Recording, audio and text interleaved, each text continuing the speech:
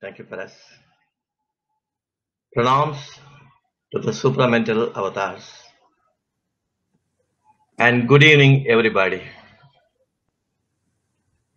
This evening, I am privileged to share with you some hallmarks of invoking Divine Mother's grace on everyday life. You know, Sri Aurobindo said all life is yoga. He is jolly well hinting there is nothing like part-time yoga, right? Integral yoga is only for the very tough. It's not like an online course on how to slim your body in 10 days. No, it knows no shortcuts. For many common lot, doing yoga means meditating occasionally, visiting the ashram randomly, eating at dining hall hurriedly, buying joysticks at Arashika, scanning latest releases in Sabda, a trip to beach back home enervated. There ends their simplified yoga. We are yogis, bas. Afterwards, they immerse in the sea of samsara until the untired, indefatigable divine caller knocks at the closed heart of things once again. Knock, knock, it's me, Supermind, open. No, the door is closed, locked and bolted. But Mother never compartmentalized yoga. Dividing life into spiritual and material segments was not her cup of tea at all. She created life as a whole unit of consciousness, and she wanted to spiritualize the entire gamut of existence. So how to do yoga all life? Tell me. You split your lifetime, okay, into years, years into months, months into weeks, and weeks into days. Crumble the days into minutes, from micro to macro. Take care of every minute, your entire life is taken care of. Inevitably, we are led to live our lives from moment to moment. This is real stress buster, I tell you. Cancer patients and other terminally ill patients are advised to live from moment to moment. But it is applicable for all of us. It's a modern business concept too. Have you ever read a book titled The 1 Minute Manager? You must have. From minutes to millennium. Sri Aurobindo talked about certain tale of the supermind before he caught the thing down fully onto his adhara. Pulling. He was always pulling the tail of the supermind. We too should pull lifetime yoga by its tail. One day, hopefully, the whole treasure will be in our hands. But the tail will not come easy either. No worry, the mother has charted out a program for her children. She gives us 3 golden rules. You know, golden is supramental color. Mother has said so.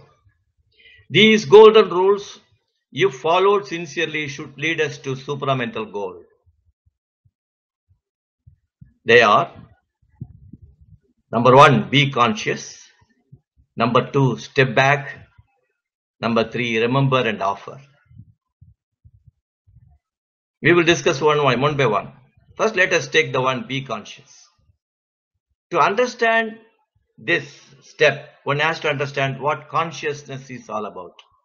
Now, what is consciousness? How to become conscious? Well, take pure milk. Milk is added to decoction to make coffee. Then sugar is added. The content is stirred well. You get coffee, Indian coffee. Where is the milk now? It's milk that has become coffee now.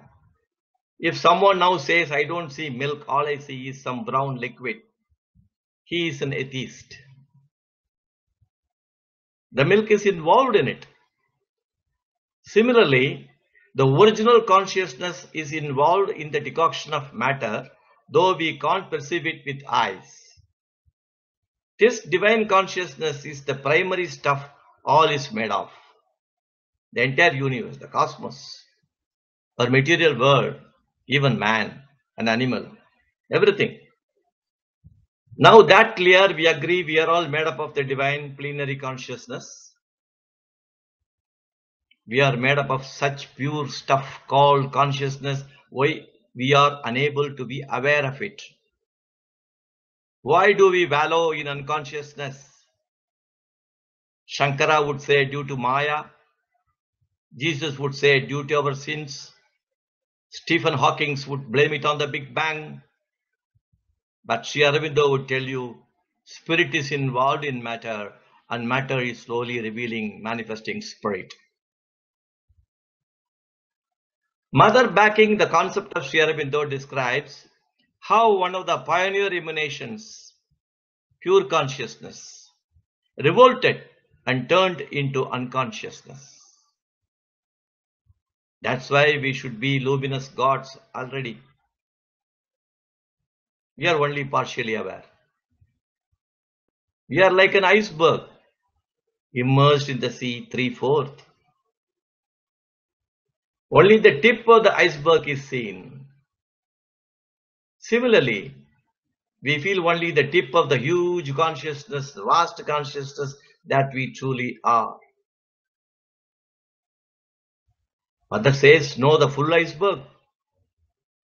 Become conscious. Someone asked the mother in her Wednesday class, which was held mostly in French, can we become conscious, mother? Mother's reply was, fully, completely. That means one becomes conscious in all the domains of his being. We are all aware of this body. Our body we are aware of. We are aware. We have a mental consciousness too. We have a vital consciousness and we know that. We are aware. But we are not fully aware of these planes of consciousness. We are in a way sleepwalkers. We are in a somnambulist whirl, as he says in Savitri. We have therefore no conscious control over our living. Mother says, since we are not fully conscious, we are used as puppets by all kinds of forces. This accounts for our flying in rage suddenly, indulging in awkward pastimes, committing foolish mistakes, which we will not like to do and do in the same moment. Okay? We are unconscious. These forces sometimes belong to the subconscious, even inconscient.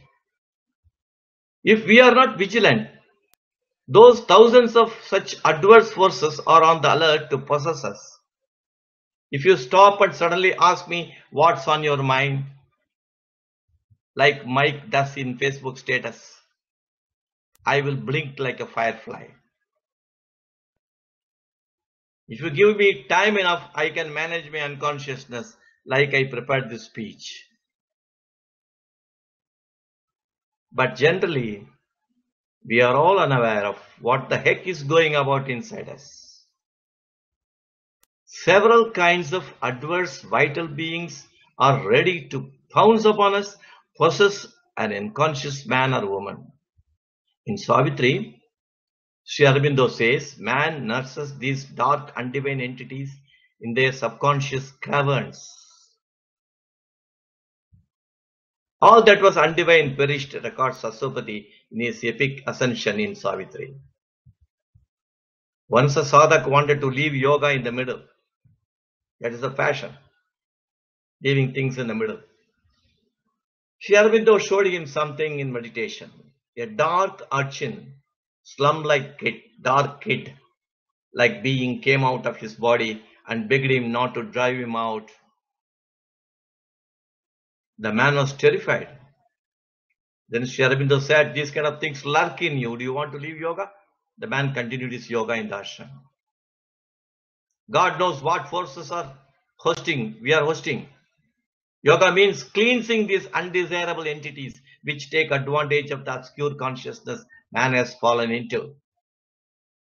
Several cases of madnesses are also associated with such possessions, says the mother. Even epilepsy is prone to such possessions, says Sri Aurobindo in one of his letters. In Letters in Yoga, you can read this letter, it is there.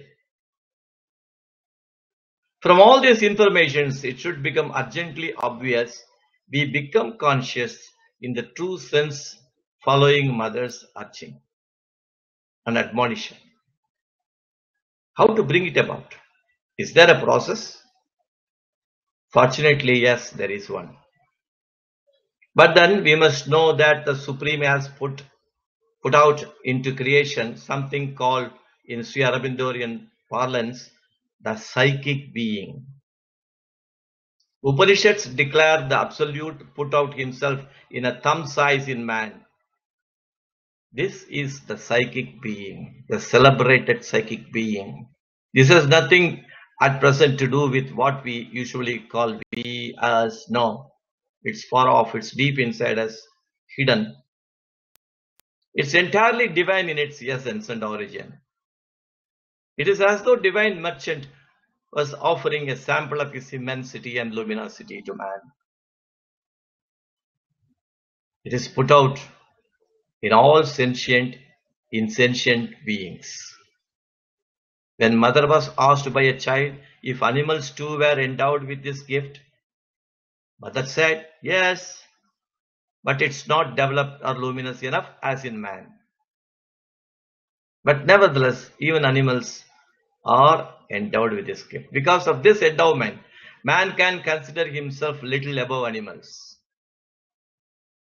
Though consciousness is same whether be in cat or man.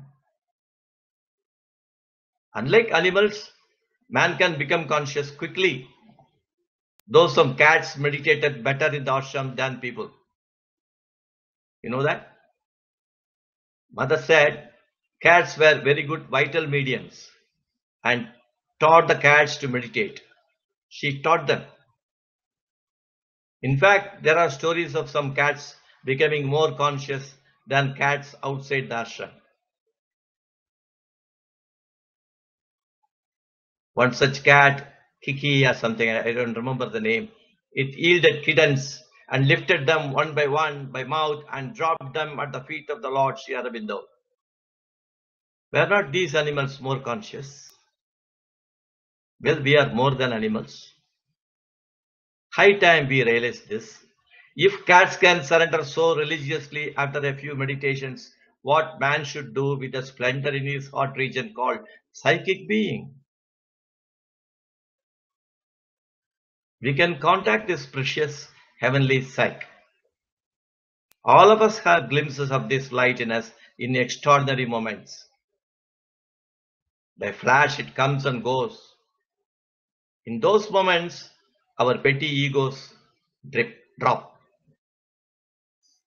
For a moment, our selfishness fades for a second. We become wide and liberated for a while, but only for a moment, fleeting moment. This being in us, psychic being in us, remembers our past. It remembers the highlights of our previous incarnations. Since mother put herself in man, she could contact their psychic beings and hint about their previous incarnations. Once someone died in the ashram. After several years, the parent brought their 1-year-old son to mother. At once she recognized he was the person who died in the ashram. She herself was Mona Lisa, Queen Elizabeth, Cleopatra, Joan of Arc, and many remarkable incarnations. Udar was a Roman emperor. Judge Doraisamy was Janaka. All this she could affirm because she was fully conscious, divinely conscious. She says all of us should rise higher and broader. Increasing one's consciousness produces uncanny effects.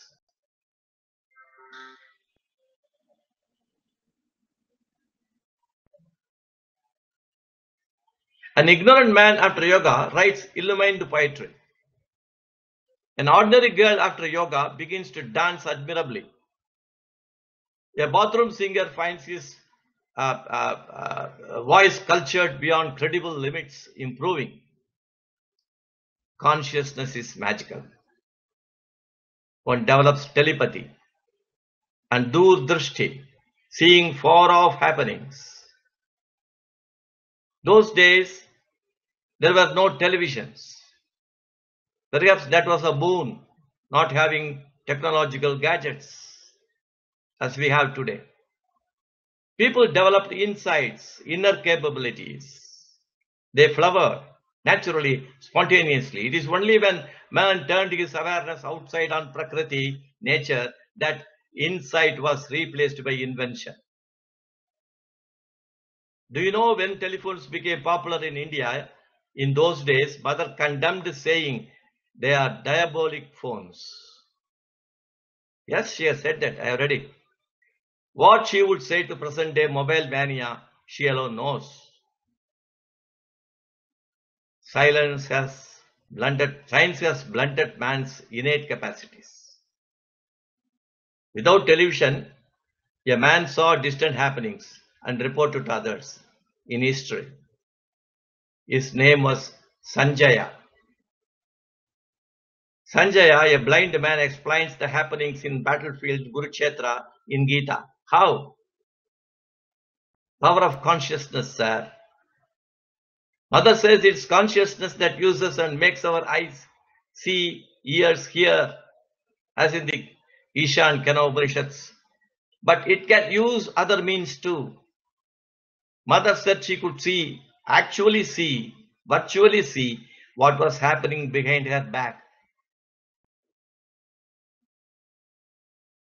If Gita Sanjaya possessed this divine consciousness, even if blind, he could have seen with his city what was happening in a far-off battlefield.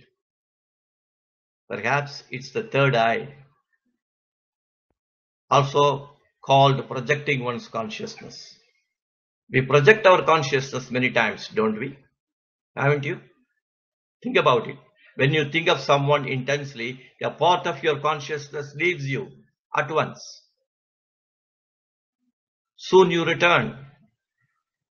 This is, in a way, conscious, concentrated projection, is it not? Though not powerfully willed projection. Mother, during her ministration in ashram, said, just then she left for a far-off spot in French warfield to save a child. All this due to power of divine consciousness, which knows no limitation at all. It's not bound, it's limitless. We have digressed, but not uselessly, I suppose. We were dwelling on the psychic being. Now this contact must become lasting and permanent. This mother calls becoming conscious. Someone asked mother how to know if one's psychic being is emerging. Mother laughed and said, the very fact you are asking this question shows you are not in contact with it. A man eating and tasting mango will not ask, how does mango taste, will he? He knows. How to contact this divine inhabitant? Oh, sir, for that we must take up a journey. Alone. The journey is inward. The path is very narrow. You meditate, concentrate. One can meditate for 100 things. You can meditate for health, peace, healing, connecting to other worlds, and whatnot. A disciple was once closing his eyes and pretending to meditate. Sri Aurobindo happened to be there. He joked this man was busy meditating on his wife. Well, one can meditate on one's husband too. Why not? This is how some wives come to know who her husband is thinking of. Okay. This is also daily life, You can meditate to connect to your psychic being. You concentrate on your heart center. That's roughly where mother says the psychic being is sort of located. Right side, left, to the left of your cardiac center. You have to drill a hole sort of to go deep within. There are many planes to cross, remember. It's not like going to your Pizza Hut around the corner. One has to cross the mental fortress, the vital jungle, the physical maze. At the core of our being, it lies in all its splendor and resplendence. The Antarjyoti, as they call it in Sanskrit.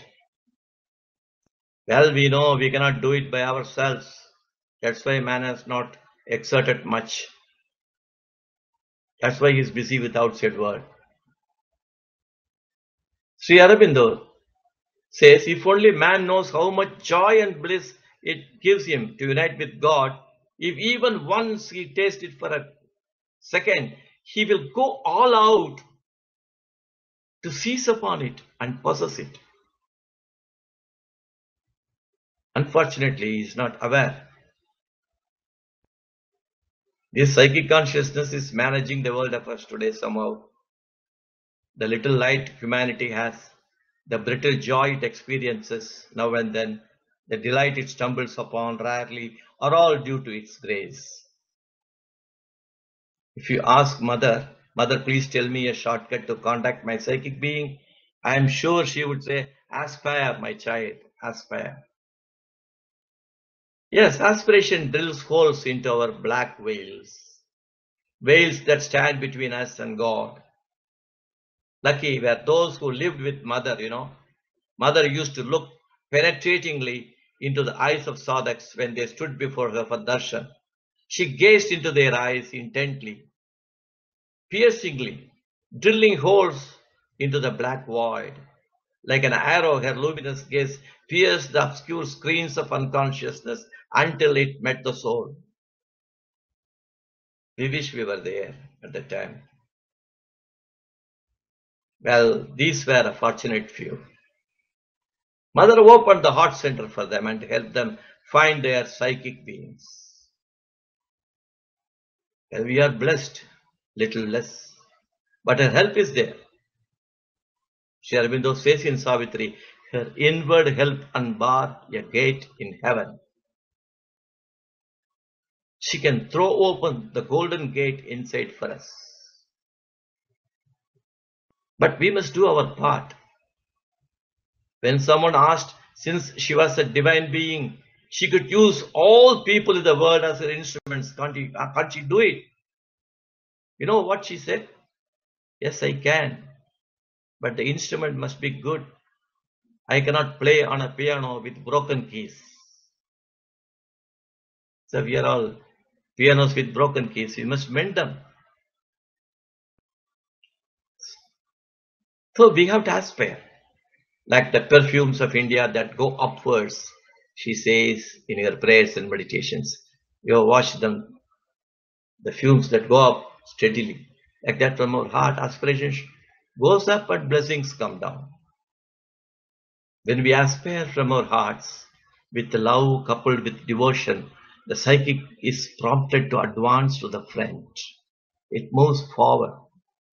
They say if we take one step, God takes 10 steps. Perhaps it is the same thing. But remember, the finishing act is done only by God. Once, MP Panditji gave a wonderful mantra to his disciple. I know this disciple well.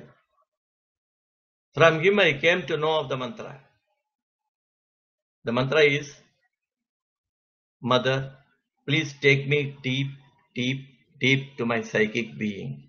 This mantra was given to him. Deep occurs thrice. Maybe because we have to cross the 3 plates, physical, mental, vital. I chanted it, but it didn't work. No progress. The trick is mantra has to be initiated, then only it works. Why it does not work if I choose to repeat it? Mantra is mantra. No. There is a story. Ramana Maharishi narrated a beautiful story. There was a king who recited mantras and mantras, he did not progress an inch. He questioned his guru, a sage. He said, "Oh Guru, I am not progressing. Lot of mantras I am taking from Upanishads." Then the Guru said, "Order the soldier, please arrest the king." The soldier remained like a statue. Then the sage commanded the chief of army, "Please arrest the king." He was quiet. He asked the queen to arrest him. He was silent. Then the sage asked the king to give order to arrest his guru. The king immediately ordered the army to arrest the guru. Then he was arrested. The sage explained, "Orders given by others were not of any avail, but you were obeyed at once. Why? Because you have the power, authority for effectuating the order." Similarly, only seers, mantra siddhas, mantra purushas can initiate disciples with a proper mantra. Mantra special to him or her.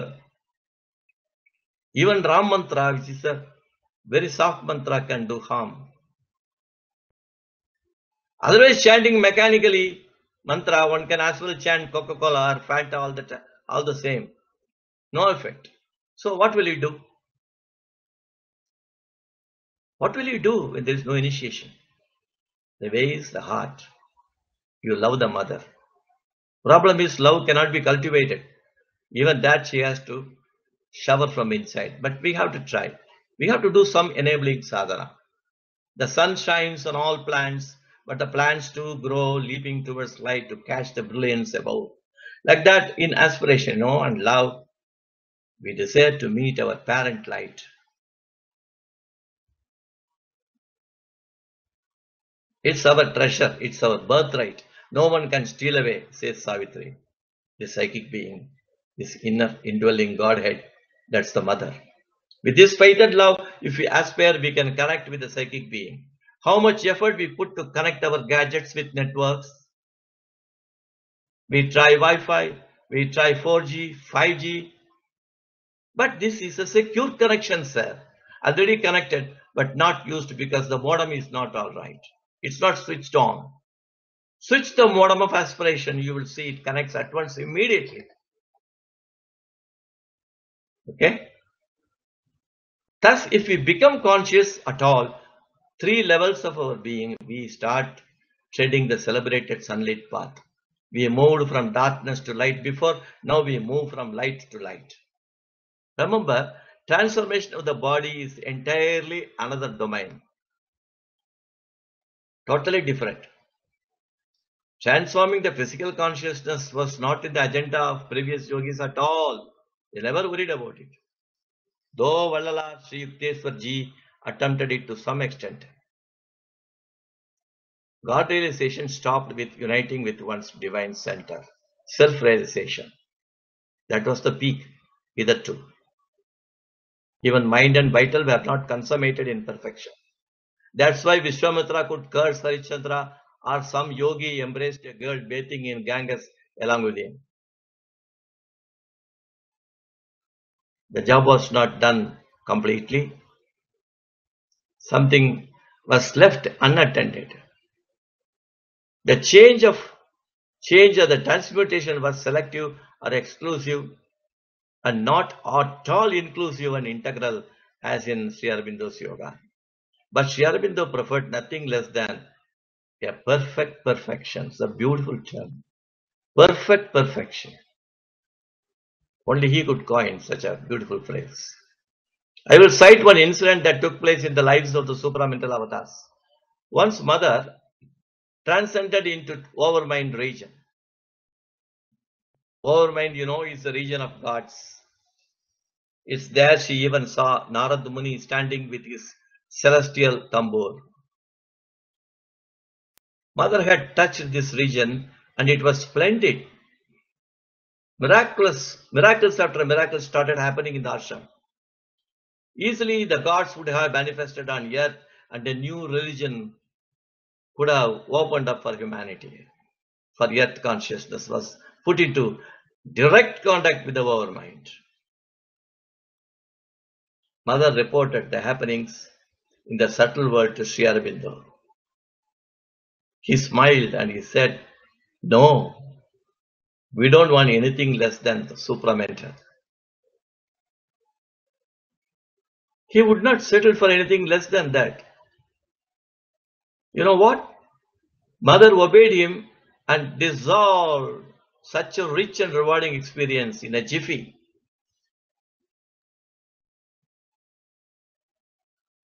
That was an example of true surrender. How many of us would dare sacrifice a boon of that kind? Tell me. Certainly we would not revolt. We would revolt and come out of the ashram, start one's own ashram, and get got by the police later on. In fact, it is relevant here to mention a few stray cases of sadhaks who revolted and left. But mother compassionately protected them after they left her ring of protection. It is said not to encourage such revolts. We are cautioned. To illustrate, Mother and Sri Aurobindo were not satisfied with hodgepodge yogic perfection, it was told. In his essay on Mahasaraswati, Sri Aurobindo elaborates how this aspect abhors imperfect works half finished. Yoga has hitherto authored half finished attempts. The Mother and Sri Aurobindo have rectified old methods of yoga by introducing perfection that is integral. Integral because the body is now included. With Hatha Yoga, athletics, the human body is more or less ready to do yoga of the cells now. That's why Mother praised the Russian athletes when they visited the ashram and performed before her, showed her the feats in gymnastics. She wanted us to make our bodies plastic, resilient, responsive to supramental force, ready to act on it. That's why she brought the force down to earth. That's why she identified her body with the world body and did yoga of the cells. First time in Earth's history, yoga of the cells. How much pain, how many attacks she underwent.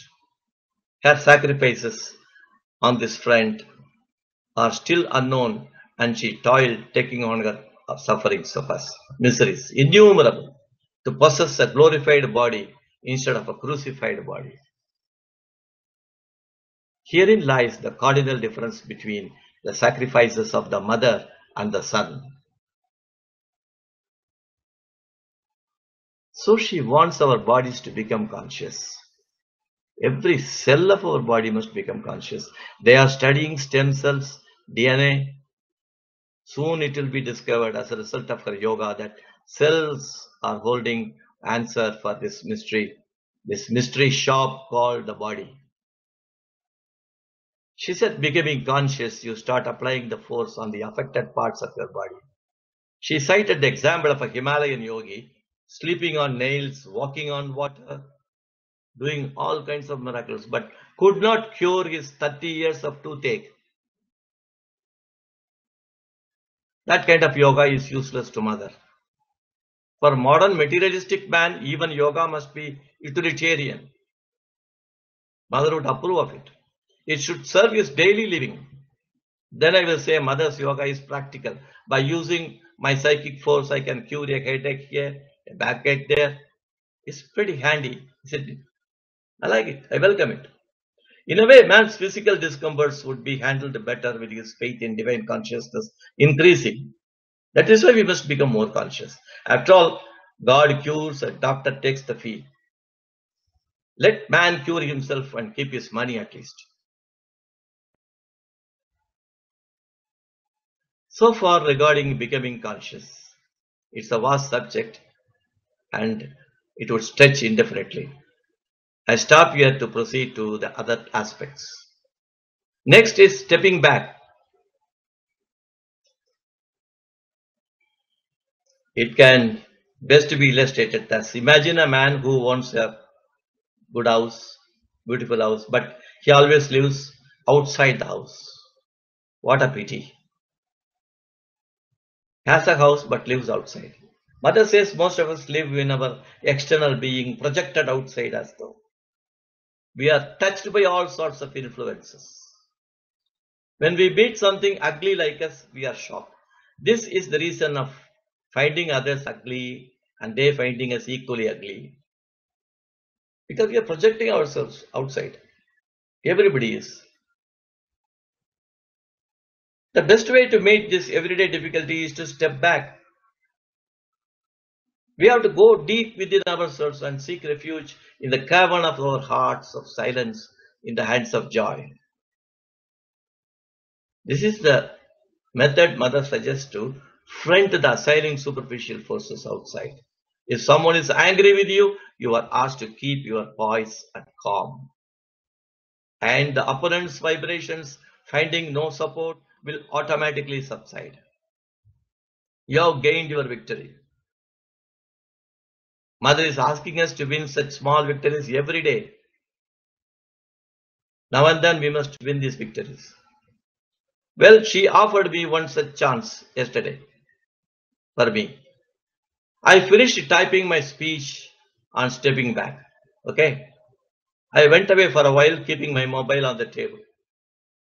My little granddaughter ran into my room and she was attracted to my speech. She handled the mobile in a very clumsy way. All typed material was lost. This was the test. And I promptly failed by shouting at the little one for making me to double my efforts. I had to retype them. Then I realized I failed the test. It is not stepping back, but it is giving back.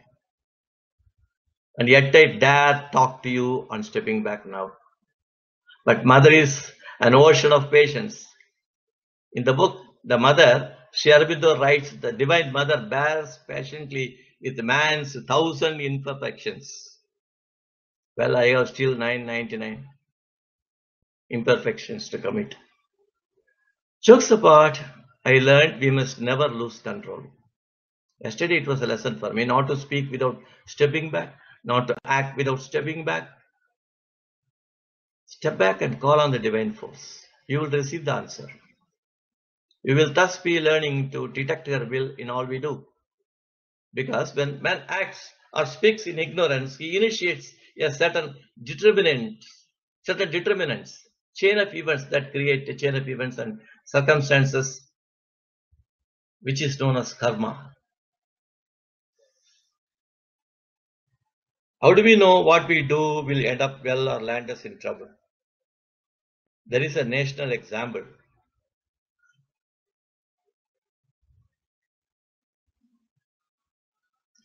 We all know about India's partition. And there was something called Cripps Commission. Sri Aurobindo asked the Congress leader to accept it. Cripps proposal. You know, it's some sort of federal government. Pakistan will also be with India. There's no split. Having some sort of UK control or something like that. But they didn't accept it. They refused it. And Mother immediately said, India will suffer for a long time. Single wrong decision led to innumerable unsolvable difficulties. If only they had stepped back, they would have known Mother's will, the divine will. Your will acts only. Best of it is to fall, no? In that case, only the very best happens. Then only the very best can happen to us. So let us not decide anything without stepping back. Whether it be as a nation, an individual, especially for followers of Mother. Once a sadhak wrote to that saying he was terrified in somebody's presence. Whenever that person comes, I feel terrified, Mother. What can I do? His very presence intimidated him. Mother wrote, don't worry. Put me between you and him next time when you see him.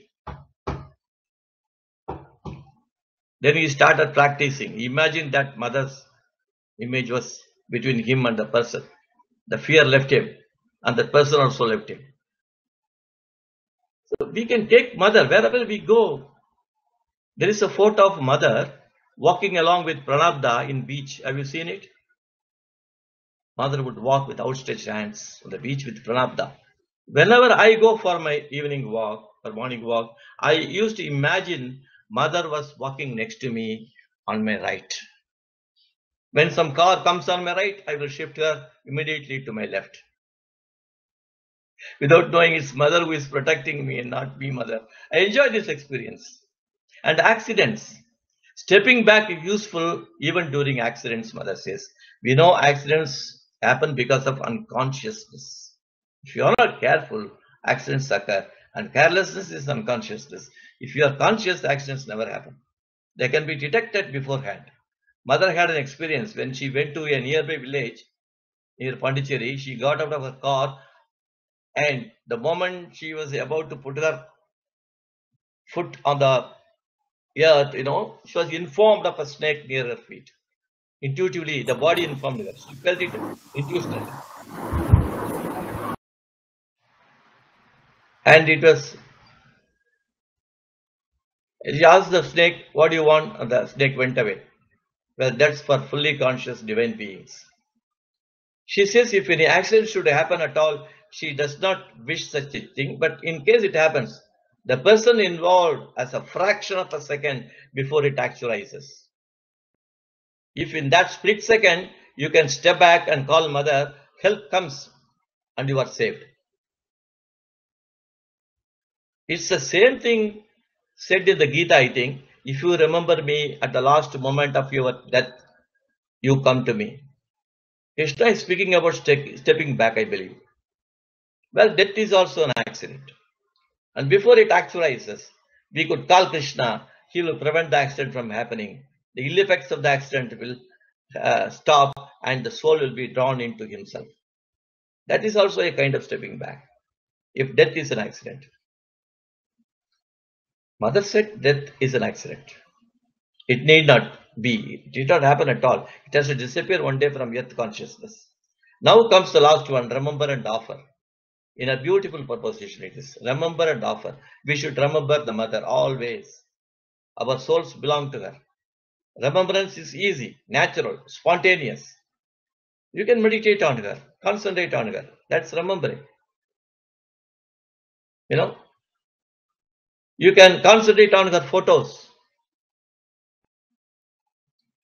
She said, I am in my photos. My presence is in the photos. We have Mahakali, we have Mahalakshmi, Mahasaraswati, Maheshwari, and thousands of moods of the mother. You can chant Ma, Ma, Ma. I will tell you the story of a girl chanting mother's name. There was a girl who used to have darshan of the mother at the ashram. And a lot of people were standing in the queue. She was doing Nama Japa. She was chanting mother, mother, mother. Then you know what happened? Mother, she was at a long distance. She turned and looked at her. That is remembering. If you constantly remember her, she establishes you in a layer of her consciousness. She establishes you in a layer of her consciousness. We are connected. She also puts a golden chain around your neck. It lengthens and lengthens, never snaps, wherever you go in the world. There's a story of Nirodbaran and mothers. Nirodbaran, he actually met the mother, and mother gave him a meditation. And when he was leaving, he was going to railway station. An emanation of the mother was coming with him. Her face was in front of him. It was following him wherever he went. He was trying to shoo it, driving it away. It was a very peculiar phenomenon for him. But it didn't leave. It was following him, chasing him as it were to the railway station. And finally he was fed up and said, no, mother, I don't want it. Then it left. What a sad thing. So mother says, even if I see somebody, even for a second, I take responsibility for his life. If we remain sheltered in her arms, she protects us forever. Finally, we have offering. Remembering and offering. How to offer? What to offer? Well, what can we mortals offer? Offer anything with love. Once a wealthy Gujarati family was traveling in a train going to Madras. They want to go to Pondi, have darshan of the mother. And so they were all traveling happily in a compartment. And there was a small farmer, poor farmer, who was also sitting in the compartment in a corner. And the family members were discussing about mother's glory, her miracles. The poor farmer was attracted. He took out 1 rupee note and gave to the Gujarati woman and said, "Please ask mother to buy a mango and eat." He gave it with love. The Gujarati family laughed but took the note anyway and forgot about it. They met the Divine Mother. An interview was given. Mother was talking. They were talking and they were taking leave. They went out. Then mother called and asked, "Where is my 1 rupee?" She remembered. Mother was not in the habit of eating mangoes, but in the farmer's case, she made an exception. She asked some ashramite to go and buy some mango. She ate it. This is true offering from the heart. We offer because we love. We can offer money to the ashram. We can offer some service at dining hall. Whatever we can offer with love, that is an offering. Offer our work, our time. I know some people who make hourly consecration. The psychic being offers itself to the divine unconditionally, not 1 hour. But then we can start with 1 hour, extend it 2 hours, 3 hours. It's body, mind, and vital that should follow. That's very important. For this cyclicization is the way it will happen in due course. We are nearing the end of this speech. There are some salient points Mother has advocated for her children. I will enumerate them shortly before conclusion. Practice of silence. Every day we can make it a point to have mental silence.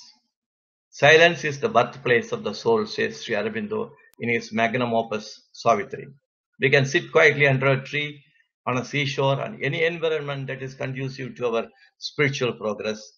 Sit quietly. Stop all the inner chatter of the mind. Be silent. Observe Mother's blessings. Give psychic being a chance to come forward and meditate to quieten the mind, or become a witness to all passing thoughts and call peace, peace, calm, calm, as the Mother would say. And peace will come like a friend. You must call like a friend. Peace, peace, peace, come. And then, listening, peace comes to us, says Mother.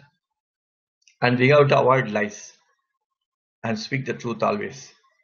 This seems very fundamental teaching, but it's the hardest thing to practice. Mother goes to the extent of saying she can tolerate even sex impulses, problems connected to it in men, but not lying. No lying. You can see the enormity of this bad habit. Then gratitude. Every day we must be grateful to the divine for granting us a body, existence, and life, though short-lived. Even gods do penance to be born in a body. We have one. It's a temple of God. When asked if God could not evolve Superman without taking birth on earth, Mother said it was possible, but only by descending into this clay of matter, the work could be done more swiftly by God. That's why she chose to be born. She chose earth. She for whom even heaven was small. Why did she come? And for whom? For you and for me. How beautifully she has engraved her thankfulness in Sri Aurobindo's Samadhi for all the Lord has done for the world. Do you know a very interesting story about her early days in Pondicherry? Do you? When she first arrived at Pondi, a certain man guided her to Chettiar's Bangla, where Sri Aurobindo lived. He pointed at the house and said, "This is where he lives. Go there." To this man, she was sending money every month as a token of gratitude. She filled the hand that pointed at his house with gifts out of divine gratitude. Man has only to follow the example. Then the habit of visiting the Samadhi often should be practiced. We have to visit often. Samadhi. It's a sacred tomb of the masters. The Samadhi can give us splendid spiritual experiences, scintillating experiences. It can turn tinsel into gold. You can get yourself spiritually charged there. Practically, it's a big boon for humanity for all the years to come. It's up to man to capitalize on this. And finally, cheerfulness. Mother has repeatedly told us, be cheerful. Cheerfulness takes us near God. Every day we have to smile. If you smile at life, life also smiles at you, she said. There is a sun of divine laughter in all of us, she said. And mother was very humorous. If you read her question and answers, you will know. Shan Sri Aurobindo joked. Sometimes, of course. Let us avoid people who take life seriously, mother cautioned us. Above all, in daily life, keep depression away. It's the real devil.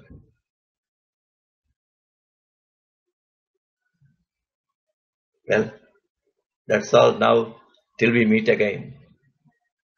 I should thank Parasatwani, Donna Osborne, and Kavita ji of ROE Learning Forum for making this event happen.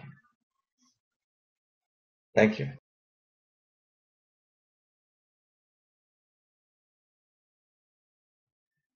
Total surrender is a very big question. First, we start with surrender in whatever possible manner, don't we? First thing is, mother has to light up our psychic being, a love inside us. It starts with a small spark. There's an attraction towards the divine. This we develop. The spark is lighted. We must see that it doesn't go off. The smoke of materialism, doubt, skepticism, they will crowd in to squash it, as it were. But we must light it up. The best way mother has said is reading Savitri. She says, when you read Savitri, it lights up your psychic being quickly and immediately. So the best way to surrender is, if you ask me, it's my method. It need not be yours, but try it. Read Savitri every day. Open it up, any page at random, read it. 1 or 2 sentences, and then meditate on that sentence and plead and ask mother to take you more and more inside. And the surrender will happen automatically. It has to happen by itself.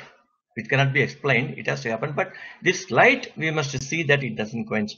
It can brighten up, brighten up. Every day that light should lighten us. That aspiration in us should grow. Then the surrender is also slowly happening, slowly happening. You need not worry much about progress and other things. Mother says we should not be intense even in seeking God, because this intensity puts a veil between us and the divine. She says in the prayers and meditations. So let us not be very intense, very passionate in the beginning. We cannot become Meera, or we cannot become Nandana all of a sudden. We can start by asking mother, loving her mother, loving the mother. The very question you were asking, that want to become surrender more, complete surrender, that means you already started surrendering. So you are in a hurry to catch up with the whole thing. It will happen, I believe. I wish it happens soon.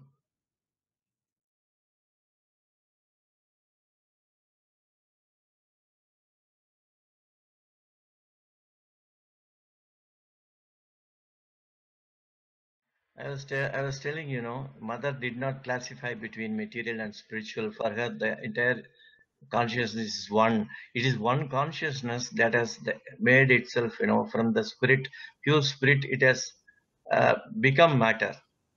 Matter, material, all one. The material benefits ensue out of matter. This world was created only to make use of material benefits, to enjoy them. Only the thing is, there should be detachment while enjoying these benefits. So be in the world, not be of the world, said Vivekananda. That's exactly what she also advocated. Certain kind of distance between attaching ourselves with the worldly object. But we can aspire for worldly aspects. What are we born for? Something in us is trying to manifest, come out, and prove to the world, prove to existence. That's not because our capabilities are to be paraded or they are to be put in exhibition, but a certain power, a divine power, divine magnificence is trying to manifest. And when it manifests, in each it manifests in a special way. So one, it can manifest as art, another man as a technical knowledge, know-how, another man as a scientist. Multivarious manifestations. There is no difference, but all are the same consciousness doing the work. So there's nothing wrong in aspiring for material things. You can ask the same question somebody asked mother. Mother, can I ask you for material things? She said, yes. Who else will you ask? You ask me. Now, there are four aspects, my dear. One aspect is Mahalakshmi. But Mahalakshmi, if you material benefits, material affluence, well, Mahalakshmi takes care of it. See, these are all Indian terminologies, Mahalakshmi, Mahasaraswati, Mahakali. In Greek terminology also, we have these gods and goddesses and aspects. And even if these aspects are not known, they exist. They are prior to man, they are prior to consciousness, they are prior to creation. They were the elder gods. So they are there, we have to ask. They were there to be asked. Mother is there, you can ask because you need them. If it is truly needed, it will be given. The mother says, what is truly needed will come. Even if you don't ask, it will come. But mother says, why not you ask? You ask because, she's happy when you ask. When a child asks his mother, I want this, I want that. The mother is keeping all those things in the fridge. She's going to give. But the child goes on pestering the mother. Please give me some sweet. Give me ice cream. She has everything in the fridge for the child. It's the same thing. I feel it like that.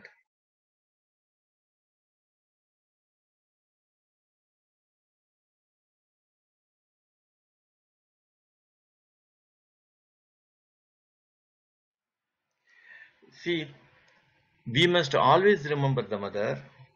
And what I do is, when I meet a person, I invoke the mother's presence in my heart. Said, Mother, please be with me. I'm meeting this person. No, not because like protection or anything like that. No, let truth act between the two people. The force of truth should intervene and set right things for both. After all, the other person is also a soul like you and me. Everybody is pure at the core. It's only at the extremities we become corrupted. So when we meet somebody, we must meet that person at the soul level. For that, you need mother's presence to guide us. Always you can take mother with you. That's why I said you can take mother with you. If you can take a photo of mother, I always carry a mother photo in my pocket. I take a look at it. Her consciousness is there. Immediately establish a connection with her. There are many cases where mother's photo has saved people. Blessing packets have saved people. In another meeting, we will definitely talk about that if you're given a chance. It's a beautiful topic. What is real protection, true protection? Is there anything called unconditional protection? There are a lot of things to discuss. But you can keep mother's blessing packet with you, photo with you, carry it always upon you. That gives you an opportunity to remember her. Wherever you go, whatever you do. Before talking, remember her. After finishing the talk, you thank her. Before getting into your car, call her. Then drive. While getting down, thank her. Thus, you get connected. The mind becomes accustomed to remember her, and this will continue within you, in your subconscious, and even in your sleep, you will remember her. And during a nightmare, your soul will automatically call her, and help will come. I have many times experienced this. Remembering her in the daytime will continue in the night also, subconsciously. Yes, we must remember. We must always call. We must keep a photo or just imagine her face. Take a beautiful photo, whichever photo you like most. Just imagine her that she's there, sitting in front of you, talking to you, seeing your files. I'm a writer director. I write my stories, and I imagine I'm handing over the files to her. I have seen Sri Aurobindo throwing those files on me. Later on, those files were rejected. But these are real. Some people will say, hallucination. Some they will say you are a fit case for a psychiatrist. We are not. We are. There are extra sensory developments. You can imagine mother is with you, walking with you, sleeping with you, taking with. Then naturally, their force and emanation will be there with you, and you won't do wrong. You won't go wrong, and whatever all you do will be, in light and luminosity and powerful. It's so easy through the day to say thank you, Mother. And we find that all the time we're saying thank you, Mother. Yeah, It becomes like yeah. a That's mantra. that. Yeah, gratitude. Yes, thank her. Always thank her. Yes. Well, we sure would like to hear you give us another motivational speech again. So, Thank you very much. I'm looking forward to it. well, we will be too. And I don't think there's any more questions. So, Kavitha Yes, says there's one more. In the midst of our work, the person says, I forget to remember Mother and how to remember her always. it is very difficult to remember the mother during work. We have to do our work with a concentrated attitude. It's very difficult. We can remember only one thing at a time, scientifically. Supposing I'm concentrating on writing or something, I can't be remembering the mother and writing. It's not possible. So it's a very difficult question to answer. But I will say one thing. What I do, I will tell you. I am a writer basically. So what I do before writing, I do a meditation. 5 minutes. After 5 6 minutes, it becomes stale. All thoughts of wandering comes in the mind. So we with cream of meditation is only for 5 minutes. You concentrate on her, call her, take her force, help, everything, and then start writing. I offer it to you, mother. Then start writing, concentrate on the work. You don't have to remember the mother at that time. That remembering the mother is done by our inner mind, which will take up the remembrance and it will start going on within yourself. Mother, even Sri Aurobindo also talks about keeping 2 3 compartments. Keep one compartment for doing the work and one will be remembering. I read something like that. It's a very advanced stage, I believe. I mean, we have to go a long way to practice that.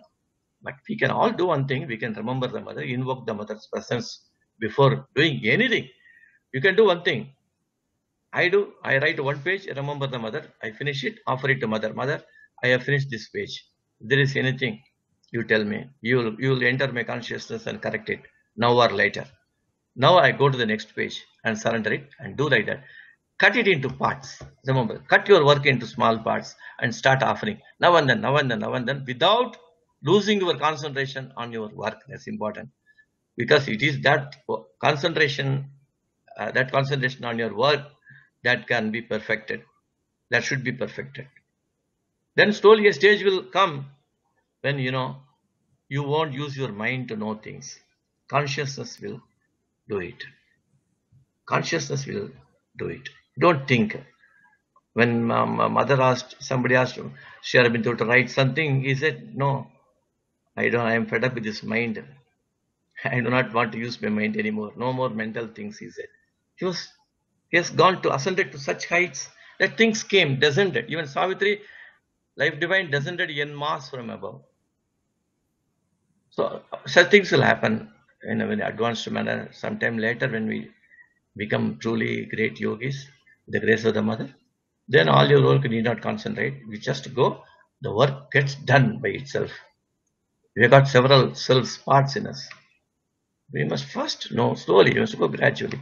Offer, remember and offer. Just offer your work to mother. And then do your work. Concentrate on your work. It has to be done well. For a surgeon operating on the table, he cannot be remembering mother in the middle of the operation and doing something. He'll be fumbling his job. Well, he can do that with experience. Now and then he can call mother, remember. When he cuts out a portion, puts his knife down, he can say mother. You can take the mother's name and call her, say mother, mother, and then do the work. Automatically, it will be taken care of. The force and consciousness is working. Always, it is there. That's why the japa comes in very handy. Go on doing Om Namo Bhagavate or Mahashi Arabindo. Go on reciting. Regularity is very important. We must be regular in our worship, chanting. Every morning, afternoon, night, like that. And then the work will definitely progress. Thank you. It's like when you're doing the work, once you let your mind go, you go into like it's an offering. The work that you do is an offering. Yeah. And you can go into a type of meditation just doing the work, because a lot of work is repetitive. Beautiful. I mean, Beautiful. writing isn't repetitive, but just physical work, there's a lot of repetitive movements, and you can come to this meditation that it's an offering, and you get this joy from the work. Yes, mother says work is prayer with the body. Yes. And then if you have mother in the back of your mind or at the front of your mind, there's that story where she knew that the outhouse had all this junk in it. And even though it was cleaned up around the outside edge, she knew all the junk was in it. So when we do our work, we don't want to do it and have all that junk, because we know that would not be pleasing, and that's not an offering. A proper offering. Yeah. True. Once, one girl gave mother some embroidery work, and mother simply looked at it and said, "It's only labor." She could not feel any aspiration or love in it, in that offering. So she said, "It's only labor." Mm-hmm. So that explains it. Yeah.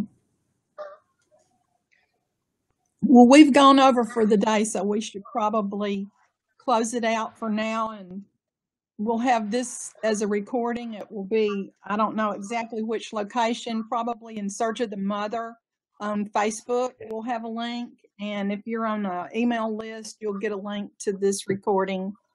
And we look forward to the next time we can be together with you, Swaminathanji. Yeah, thank you very much for giving me the opportunity. Thank you. And this time slot, like we said earlier, will be Professor Kittu Reddy will be here next week at the time slot and talking about conversations with a side hat. So we'll close for now, and thank everybody for coming, and thank you so much for coming, Swaminathanji. Thank you, Osborne. Thank you, Paras. Thank you, Kavitaji. Thank you. Yeah.